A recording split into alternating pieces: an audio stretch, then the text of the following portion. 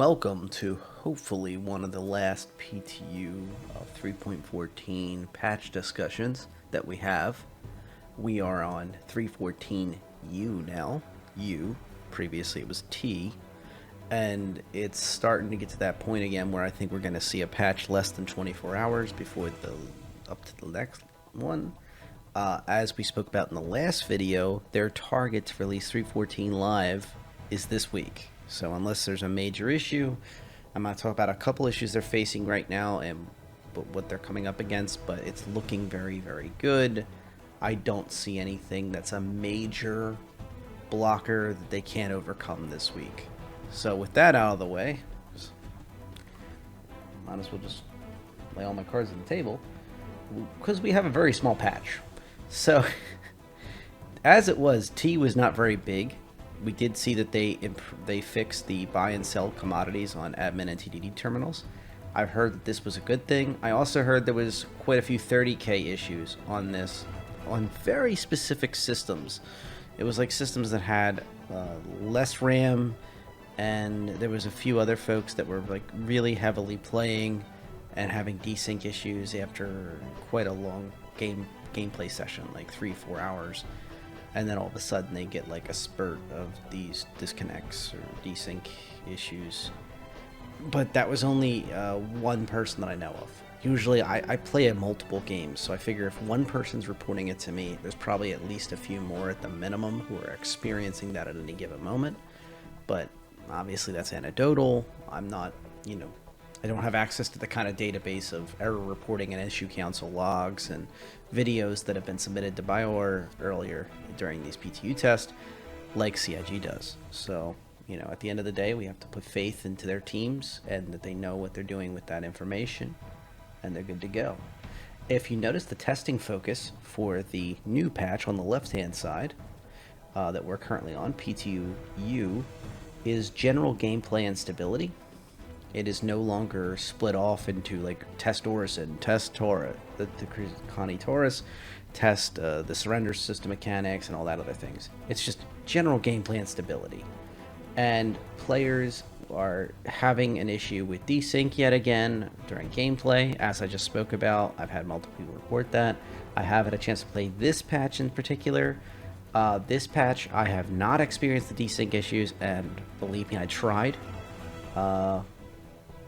Nope, I haven't had a problem. Haven't had a crash. I did have some little graphical bug, but I'll go into that a little bit further in, I think would be fair. Once again, we're having an issue where people that are sleeping in a ship bed, logging in and logging out with that system will face an error. It seems like they're getting more detail with the errors. And this is something that I've been hitting on with the technical team, is like asking them to be more specific. So I have to give them credit where credit is due. This log is very good. I like that they're mentioning the error code and what to expect. And just yet again, remember, do not log off in a ship for now. Elevators at Grimhex fail to complete animations, and the elevator can lose functionality. Remember that you always have alternative elevators. Hopefully you won't burn through every one of them. You can even EVA through Grimhex. I just recently had a video, I'll put it in the cards at the end if you'd like to check it out, where you can see the practically half the station is EVA capable. You can literally go up and down huge distances of the station just by EVAing. And there's airlocks all over the place.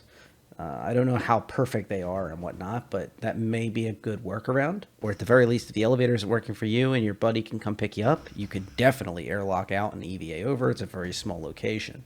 Just tell them, hey, I'll meet you on the hollowed out asteroid side that's carved in, and that's it. You can meet up with your ward mates and friends. Search missions such as shipments, lost, and lost cargo do not update once player has collected the cargo box. That's unfortunate, especially because, once again, that's a new player experience, hard-hitting issue. Any kind of lost cargo, retrieve a box after a lot of work, you're talking about ships that might not have an immense amount of quantum capabilities or a quantum fuel tank, going all the way out to the middle of nowhere, picking up a box, coming all the way back with it for 4,000 UEC or something. It can be a big hit when that doesn't work right. That really has to be working every time, or just take those missions out for now until they're usable.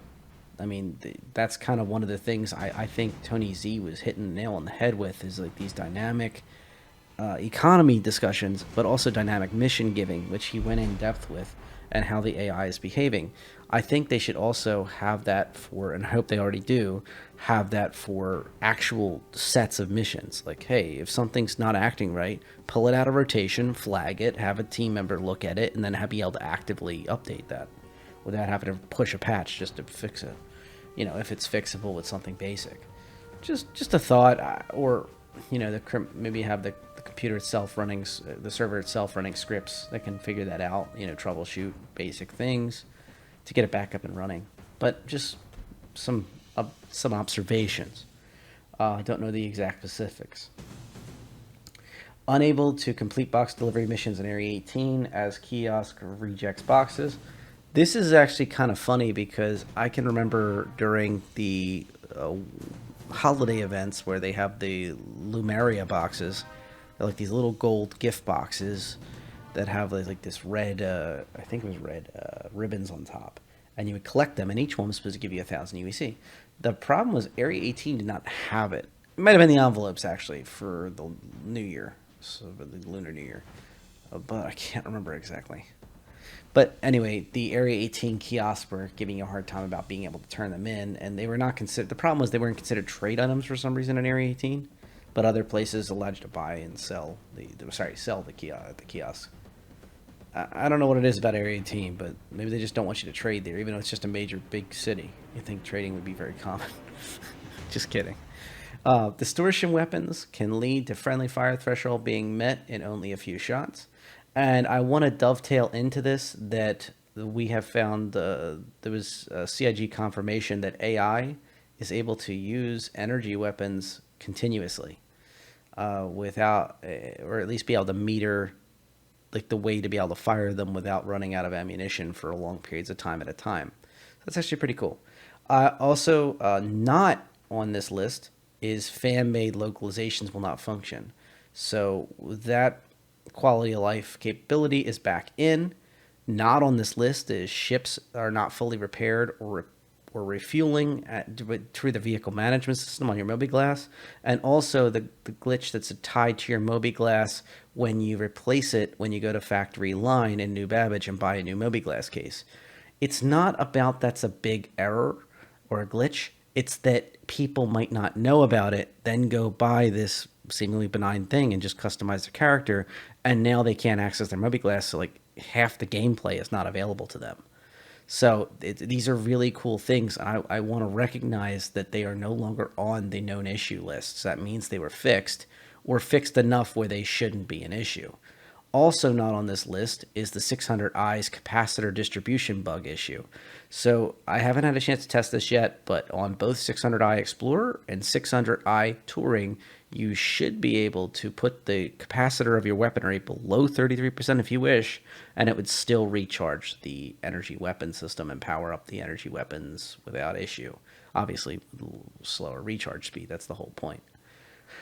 That was expected with this. That's a pretty big hit, but glitches are expected when the entire weapons and shield systems are being rebalanced and right-sized for different ships. It makes sense. And finally, on the known issue list, that's actually on there, not things that I'm mentioning that are not on there any longer, the Demon Fang Combat Knife. So the Demon Fang Combat Knife asset is yet again missing from the game. This thing has, in my mind, has become like an inside joke. It's become a meme.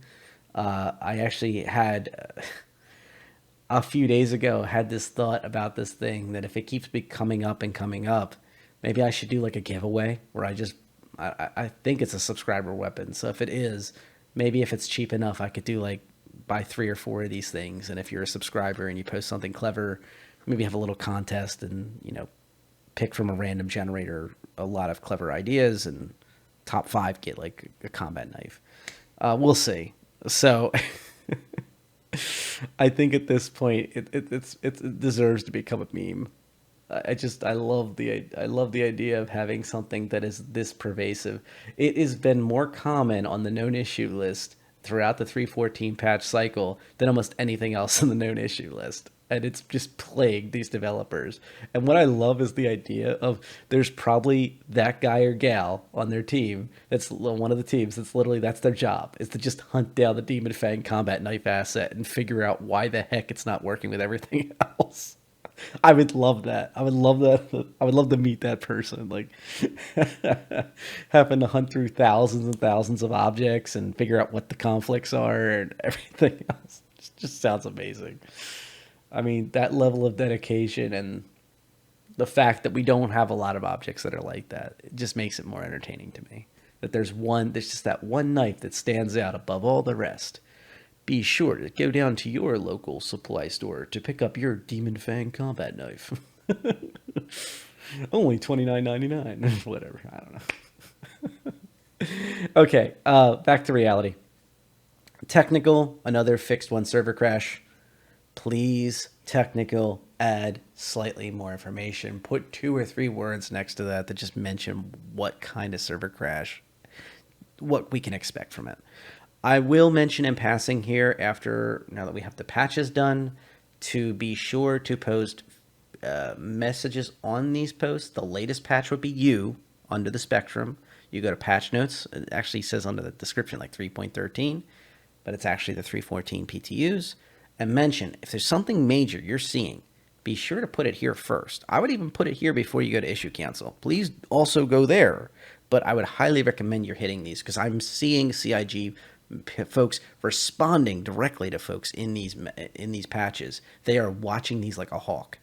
This is one of those more active patch cycles. They are really, really looking for any information they can get about desyncs, about Xenothreat feedback, Xenothreat incursion feedback, and basically ship rebalancing, and if anything's truly out of whack.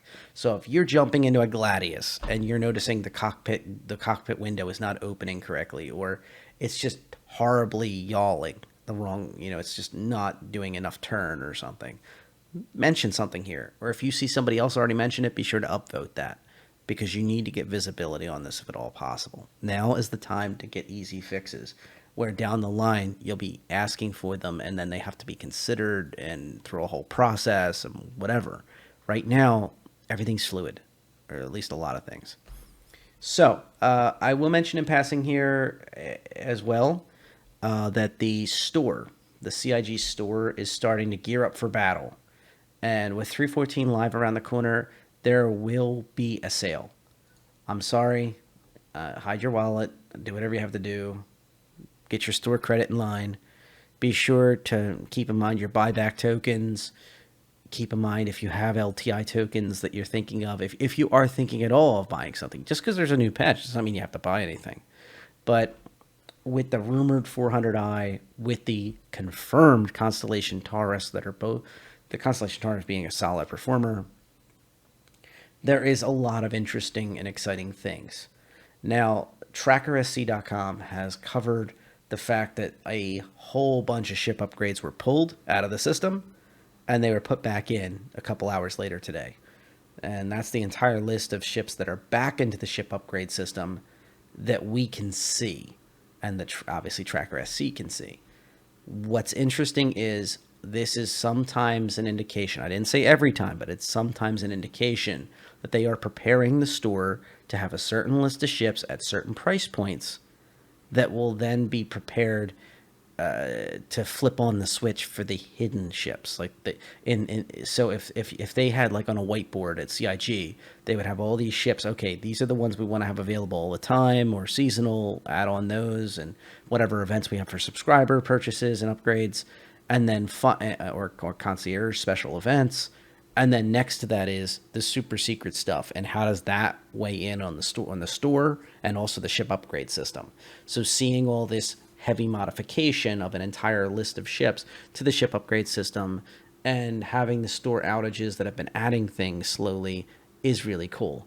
I also have photographs that have been shared on a few different servers for both a brand new button-down shirt called the Ports of Stanton button-down, and also the Finley Stormwall plush. I cannot show those fixtures. They are 404 right now, so I am assuming that they were accidentally put up. If they were not, I would put them in. Whatever, well, as soon as they're out, I'll be sure to share them. The plush does look cool. The button down looks terrible. Maybe unbuttoned with some, like a Crusader Industries shirt underneath, like a normal one that you can get off of creative websites or do-it-yourself designs. I don't know what. I'm not advocating for anything. I've been saying for ages, please CIG, please. I've been saying to them multiple times. You can even search it in Spectrum that they should add in company shirts. No big Star Citizen logo, no specific ship, just the logo of the company on the front in the color of the industry of the shirt. And then we already have them in game at IAE and at Fleet Week, etc. You can purchase the shirts in game or in the store for in game. It would be really cool to see a combo pack. Let's say you really like Argo. You can buy the Argo shirt and the Argo hat, or one or the other, a real life item, and whichever one you buy, or the pack, if you buy the combo of them, you get the in-game asset as well. The shirt and the hat in-game is included with that purchase. And all it is just literally that shirt, with the Argo logo, etc., or the hat that has the Argo logo. And that'd be a really cool inside thing. Other Star Citizen fans will really get that and understand it. And it looks respectable, and it's a fun shirt. I actually have a Crusader Industries shirt that was custom made. I love it. I wear it all the time. And only twice I've had people give me the nod about, oh yeah, that's Star Citizen. It's not overtly in your face about it, which is kind of cool. So I would say that, I'd love to see one for Argo, for example. Another one of my favorites, Origin, as long as it's not the weird colors.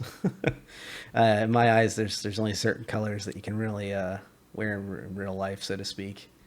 And I think the pullover came in this really weird sky blue color or something with this baby blue piping. And yes, I'm using those words on purpose just to emanate how weird the colors were. It's a shame because I think Origin's a very classy company, and it feels like a yacht manufacturer or something. In the right locale, if you're on vacation or you're in the right locale where you live, it would actually fit well. You could go to a business casual event with wearing your Origin pullover. Not the case. That's why I didn't pick one up. It's weird colors. And then the Star Citizen logo really does not need to be on there. We all know what Star Citizen is, if you know what Origin is.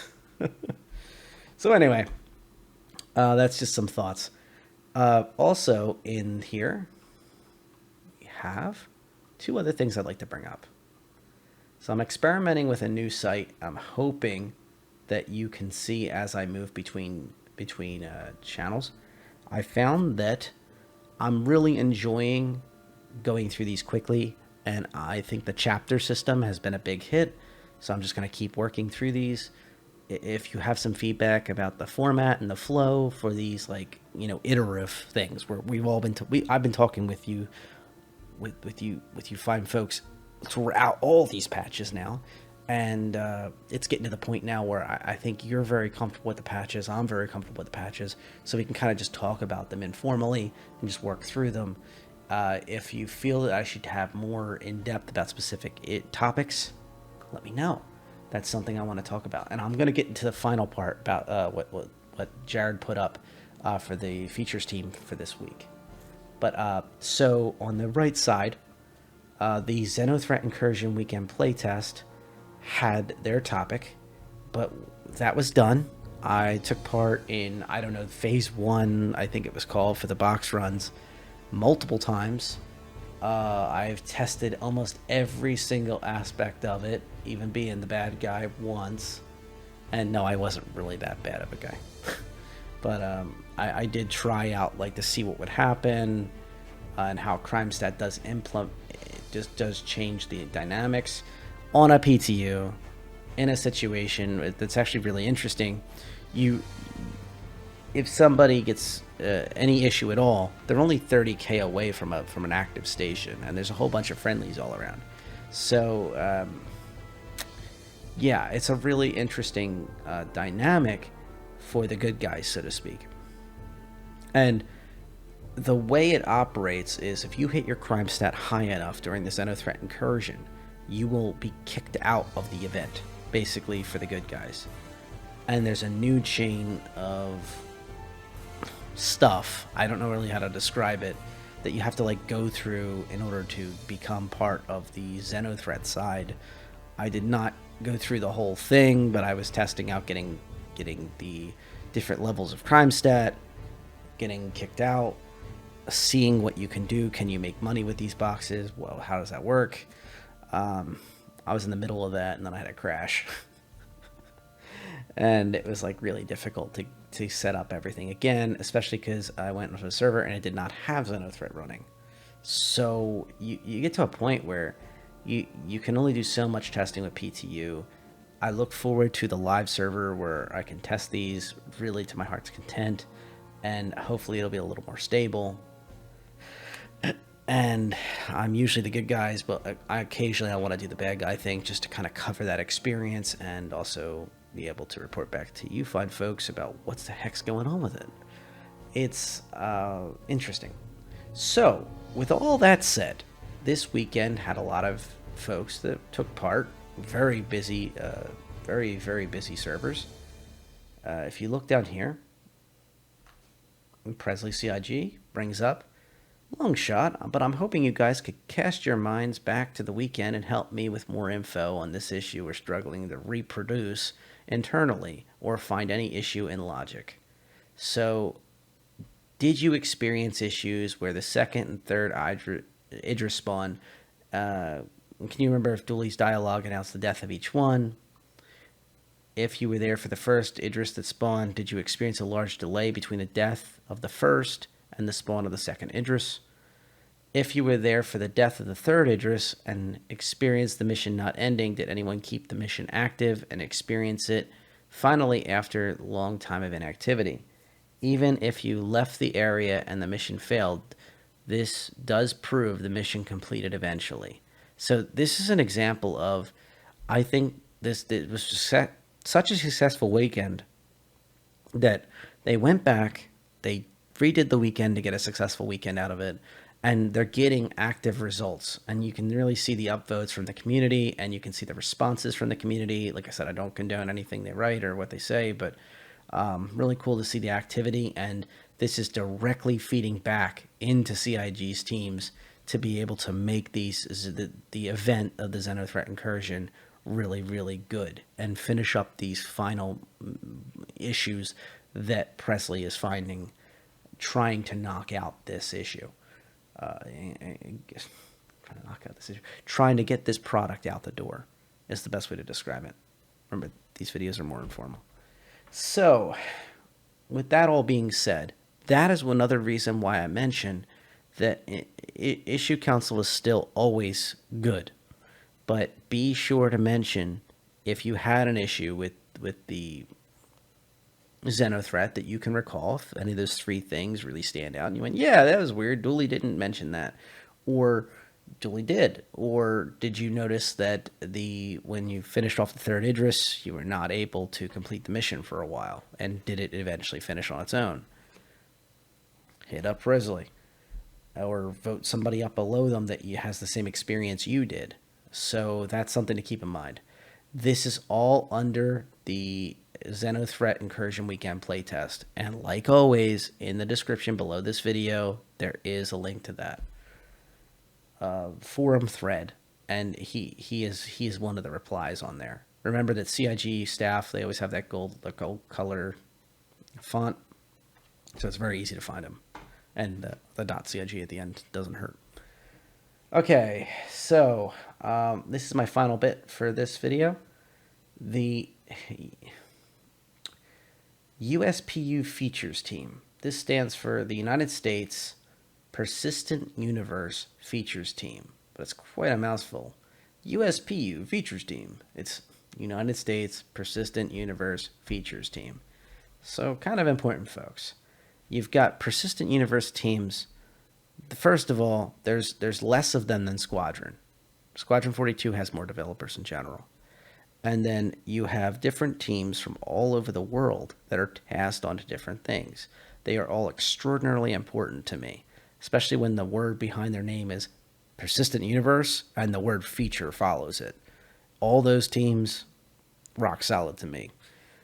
So I love hearing that they're getting work done, they're getting things running, and they already mentioned this Friday at a time that is to be determined, we'll have Rob, Chad, and Ben from the U.S. Persistent Universe Features team discussing all these different aspects. And what they're asking for in this thread is, can you post up questions about these specific things? And Jarrett once again reminds us that CitizenCon is coming up very soon. Remember, it's a digital CitizenCon, so we're all going to be able to attend. That basically they want to stick to these issues because they don't want to start discussing a topic and steal the thunder of CitizenCon. I think CitizenCon is going to focus heavily on 3.15. 3.15 is going to be this huge monumental patch, at least based on what we're seeing. I think it's going to, be a victory lap for 3.14 and then also really sell hard 3.15, the excitement of it. And, well, hopefully better than those Ports of Stanton button-down shirts. Sorry, I can't help it. Come on, you guys got the manufacturer shirts already. Just release those. Anyway, just release this as a real product, not as a digital product. Okay, topics for this week's show. Ninetales Lockdown, which they talk about the new dynamic event, the cargo refractor, and I'm going to spend some time on this topic. So, physicalized on-grid grids, tractor beams, loading and unloading, and looking ahead to persistent hangars. And this is important. This is something I did not realize. Persistent hangars to them does not mean player-owned hangars. You can see it down here. So let's get to that. Selling. Loot is coming and you're going to need a way to unload it. And also you're going to need a way to take cargo that may not be yours to begin with, that you have a contract for, and figure out a way to sell that too. The loot from other players is just as important as loot from the ground. That's something I've had to, I've noticed in discussions I've had with backers and viewers, there seems to be this focus on loot. Like, I go to a mission and somebody drops a piece of armor. Can I sell it? It's like, yeah, but if there's a whole bee flying by and it's not friendly and it's from an org you don't like and everything, and they just stole all your stuff, you're gonna probably want that back, or if you're the good guys and you have all this loot, you're gonna need to think about, like, I need to really protect this ship because somebody might not just want to destroy it, they might want to just take my loot and try to sell it somewhere. So that's going to add a whole new dynamic to the game. So loot can be many different things. So loot can be everything from a piece of armor off the chest of a dead NPC that you beat in a mission, all the way up to a massive hauler full of expensive cargo. So loot is going to be a mind-blowing change to this game. And that falls back into physicalized grids, tractor beams, which, by the way, are working pretty dang well right now. They don't require any juice for now, based on what I saw. They just work and work and work on the multi-tool. Loading and unloading and looking ahead to persistent hangars. Yeah. You're going to take loot, you're going to put it onto your physicalized grids, and then you're going to have to find somewhere to sell it. It's all kind of working together. And hopefully in the future be able to put these things in the persistent hangars, which are going to log the design of your ship and also many other things, such as extra ammo and maybe loot you didn't get a chance to sell yet and things like that. Now, what they mention here is that persistent hangars does not necessarily mean player-owned hangars. Ship spawning in the same place you docked it with localized inventory. So what I just spoke about with loot, you wouldn't be able to put it inside the hangar, but you could keep it inside the ship, and it would remember exactly what kind of inventory you had, what type of supplies you had, and it wouldn't just be 100 SCU of medical products. Remember that, obviously, but in the future you might have like all sorts of different trinkets you find or steal or earn, whatever your gameplay style is, and it'll remember exactly where you put it and exactly where in the ship everything went, and where that cargo that you got, good, bad, or otherwise, is in the ship, that is not necessarily tangible to the SCU easy grid system. And by the way, that's going to go away. So don't forget that over time, with these hangar changes, selling changes, tractor beams, physicalized gridding, and refactoring cargo in general, the loading and unloading and the loading and unloading of a ship with trolleys and cargo and tractor beams to handle cargo is going to be important. First at players, and then later on you'll be able to hire NPCs to help you with that. And don't forget, org mates, get them running.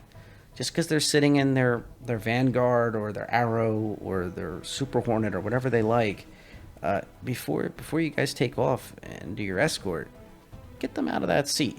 Get them to help you tractor beam all this stuff. Be like, hey, look, you get to be the cool kid when we're flying, but for now, you got to help me, do the ground crew stuff. The meat and potato. You got to eat your meat and potatoes before you get your dessert. So that's something else I've seen a few times already, is folks seem to be tunnel vision into one experience of the game, and it's going to be a game where you wear many hats. The other questions that they are going to cover this Friday, getting back to topic here, is the ASOP terminals, changes to persistent hangar, changes to the ASOP terminals because of the persistent hangars, the localized inventory, and the ships spawning with the same inventory inside the ship, and then later on even damage and wear and tear on the ship too is something that's going to be focused on greatly in the future, near future. Shopping as related to localized inventory and persistent hangars, which is good. I can't tell you how many times I buy a plush Finley. I don't think I only have one Finley so far, but a plush Pico, and I have nowhere to put it, and then I'm carrying the thing around goofily, or carrying around a burger or something like that. That's not bottled water, can. There's a lot of things that are really awkward, and they've been slowly fixed, where you can put away those drinks and such, and snack bars and things like that right into your suit. And suits have gotten better and better with their inventory storage. Heck, I can remember Ash teaching me how important backpacks were when it comes to getting all your special event books for Lemuria, reward tokens. When it comes to Lemuria, when it comes to the Lunar New Year, so the envelopes and the gifts and things like that, guess what? They can make you ridiculous amounts of income, and they're a great way to shake things up. You get bored of mining, you get bored of running missions, you get bored of running boxes, you get bored of hauling. It's one more thing you can do for fun every now and then. And if you have a proper set of armor on your back and with a backpack, you can suddenly run around with some MacFlex, or I guess nowadays Arrow is another good set. You can run around and you can collect so many more of these boxes, and each one of them's 1,000 UEC, and that means you can run bigger and bigger loops. That means more and more money coming in. So it's another example of like how the game is starting to impact things in good ways, and decisions of how your character is dressed, how the character behaves, what your character invests their money in. Like even when you're starting out, a good set of armor with good storage is a good idea. Hand mining, for example, or running those event boxes. Anyway, procedural character generation, controlling the quality and type of NPCs within a given location's population. I'm glad to hear it. I hope they continue to work on the AI as well of the NPCs. I know it's kind of bottlenecked by the way the servers have to do things at the moment, but as much as possible, the AI really needs to be worked on. Reputation, current implementation, UI, and experience. I'm glad to see this. I can't wait to see how Reputation is going to shake out. A lot of things are likely going to be locked behind Reputation. we have heard extensively that things like even the mighty javelin has this topic come up a lot when these discussions happen. Because I'm not going to get into whether it does or does not come with turrets. That's all. We could discuss that for an hour, and nobody would be happy with the answers either way. But no matter what, you're going to want to upgrade a lot of equipment on board. And if you want something, whatever the UEE allows you to have at or near the capabilities of the UEE Navy, you're going to need an immense amount of reputation and trust by the leadership of that organization to be able to purchase, size, size 12 weapon racks for your torps or something, and all those torpedoes and such. If they suddenly start noticing, hey, funny, we have a Polaris that was in the civilian defense force, and it's got size 12 torpedo holes in the side of it, and it's blown to pieces out there on the edge of Stanton system. And there's like that one guy in a javelin, and he comes back to the UEE Navy, and he's like, "Hey, I need to buy some more size 12 torpedoes." They're gonna be like, maybe you need to answer some questions first." So just keep that in mind. I think that reputation is going to have an impact, not just on the gear you can get or the ships you can access. Maybe like, for example, upgrades to like the Starfarer G or the Idris M, for example, which is going to be very popular. The reputation will likely also impact much smaller things, such as possibly the best ammunitions. And these are some great questions to ask.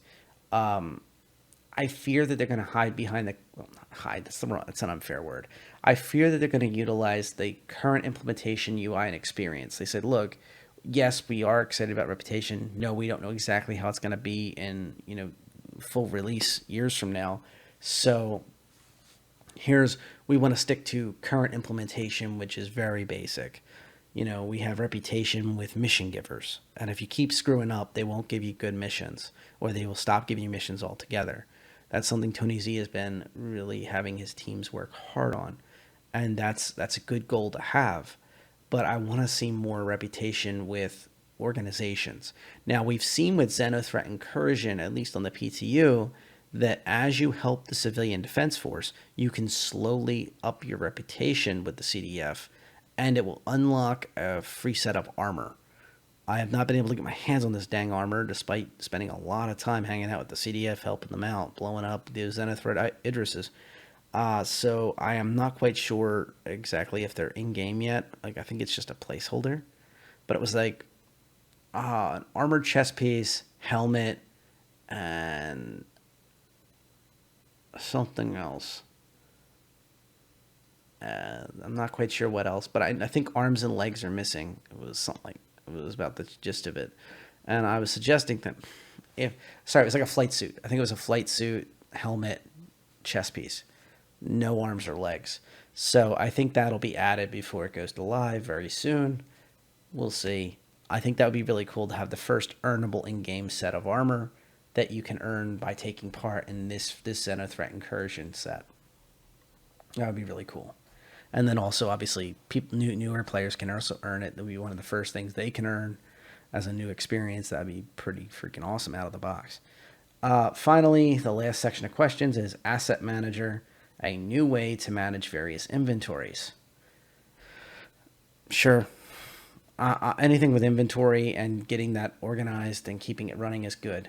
You can see the posting guidelines below. I have the link to the website. I have already mentioned this before, but I'll just do one more quick plug to this. If you happen to be able to watch on Friday,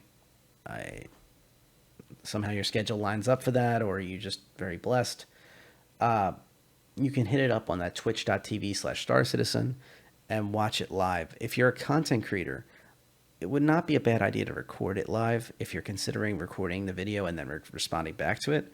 I have found that when they're doing these live videos and they want to start with Twitch, first of all, you get the feed immediately, even though there is hiccups with live streaming a lot of times. I haven't seen the YouTube video being that much better when it comes to this one. In general, usually they're just release whatever they had on Twitch. And also, I would say that you can catch all the energy in the message system on the right side, the chat section. You can see the questions. If you're wondering why did they suddenly start talking about the Banu Defender, you can look on the right side and there's like 3 or 4 people coordinating all the questions are about the Banu Defender or something. So Jared just mentions it out of hand and then it moves on. Like that's something I've seen happen quite a few times. Is you don't get the whole story when you look at the YouTube video. Usually they don't have the chat from the side, and that's a big difference. You know, it really sets the tone for the rest of the video, and you're catching kind of like that raw, close to the metal feed coming straight from the developers. It's kind of a cool feeling. And don't forget, this may be a shock to people, but you can log in and ask your own questions. Nobody says you can't. I would recommend posting them though on the forum. If you post them sooner than later, you will have a lot of good questions come to the top over here on this section. And most importantly, if they don't like something you have, like they feel that it's not good for this team or doesn't fit or etc., they may be able to answer that right out of hand, so they'll be able to pull that, which is good.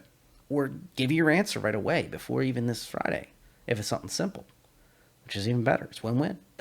So that's all I got for tonight. Please like, comment, subscribe if this helped you out, or if you just enjoyed kind of going through this ride with me. I'll be honest with you, we're kind of into overtime now.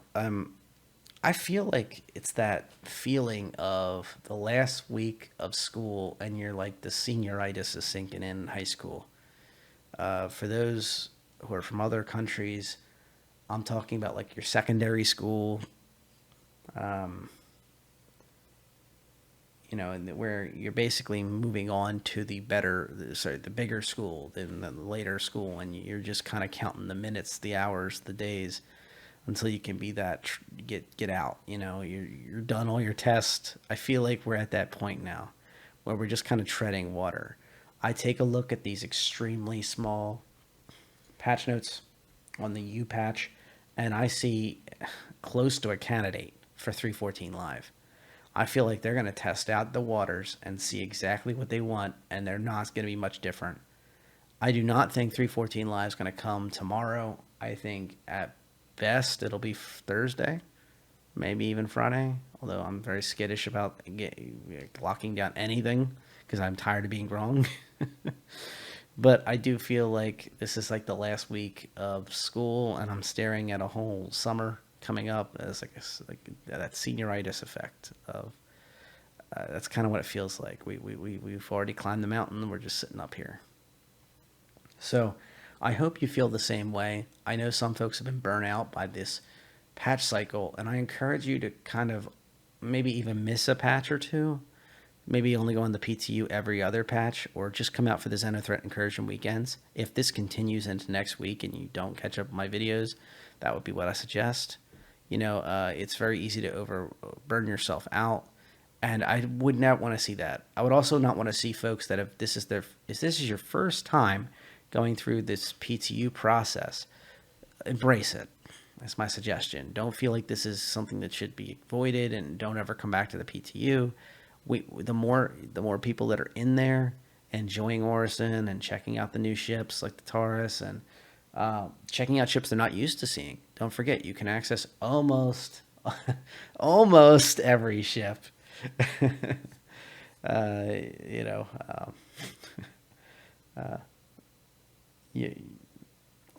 Finger will get that. Almost every ship, aside from RSI ships, are available in your ASOP terminal. Even if you don't have any ships, as long as you're a backer, you could have an Aurora sitting in your garage, and you're going to have every other ship, though. So this is a great time to test things out, especially with a large sale coming up. And I've found, this is going to sound crazy, but the more test flights I've done, the less I get excited and want to go down that rabbit hole with ships. Back a long time ago, the way the Hangar app worked, the Hangar app, you had to own the ship in order to spawn it. And then there was like these people sharing different login credentials, but a lot of folks like myself did not do that because our attitude was, oh, you know, count security, etc. You know, you're going to take my little Aurora LX. But also, the other thing that was involved was we were expecting basically a social hub at any moment where you could go down this elevator that was at the back of I think later in the hangar persistence application. The idea was that anybody else in the hangars would be able to go through this social hub and eventually be able to come into your hangar and check out your ships. So we could share different ship experiences. Even though they're all just sitting inside a hangar, not flying anywhere, not shooting anything. Well, aside from the shooting range with small arms and driving around the buggy, which was awesome. Don't get me wrong. But we thought that was going to be around the corner. We didn't realize it would take years. And we're still looking at that persistent hangar now as like a single player experience that is not really yours. I think once we finally get player owned hangars that you can, or at the very least rentable hangars that are yours, I don't understand why that would be such a difficulty to go from this new persistent hangar concept that's coming out very soon into a hangar that just doesn't have an a spaceport controller that tells you every single waking moment what you can and cannot do. And you only have this little tiny window where you're playing beat the clock. So if you spawn, let's say you spawn a multiplayer ship, a multi-crew ship. Let's say you spawn a Carrack or something crazy like that, some huge ship, and suddenly a friend of yours logs in or an org mate logs in and they say, hey, I could come along. And then you're looking at that clock and you're going, well, shucks, I spawned it a minute and a half ago. Now I have to wait for them. Do I go out and then hope the comms folks aren't broken or some other thing happens, having to re-land and everything else with this huge ship? Or do I just leave? Or do I meet them somewhere else? Hey, come out in your small ship, to be fair. And then join up with me. But then I'm going to ask them to abandon their ship. And that puts them on the respawn timer game again, unfortunately. So there's a lot of little moving parts to this that I think are worth talking about, honestly. And I think that these will continue into 3.14 Live. I think that we will all be on better footing when we get that 3.14 Live because we'll know it's a known entity. It's not changing literally in some cases every 24 hours or at the end of a weekend and at the beginning of an end of a weekend, or every weekday under 24 hours or so. That's incredible, the pacing. This is not the first time it's happened, by the way. We look back to 3.5 where they had, multi-digit patch notes, and that's not the first time it happened then either. So do bear that in mind. It's not the end of the world. We will have a good time. We will have a great experience, and I look forward to seeing you all in the verse. Please like, comment, and subscribe. It helps the channel greatly. In particular, I'm trying to push for subscribers right now. And if you're shy with your feedback or you think I'm just stumping for stuff, don't hesitate to hit me up on Discord. As always, RedJay #0001. Have a safe day.